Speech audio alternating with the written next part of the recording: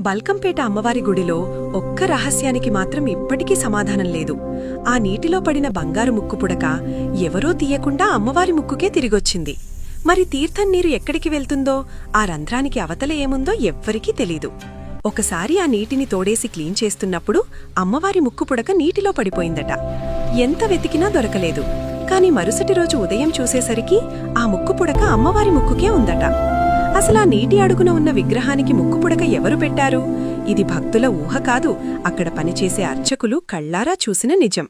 ప్రతిరోజూ అమ్మవారికి చేసే అభిషేకం నీరు పక్కనే ఉన్న ఒక చిన్న రంధ్రం ద్వారా ఎక్కడికి వెళ్తుందో ఇప్పటికీ ఎవ్వరికీ తెలీదు. ఆ నీటిని తీర్థమని తాగుతారు.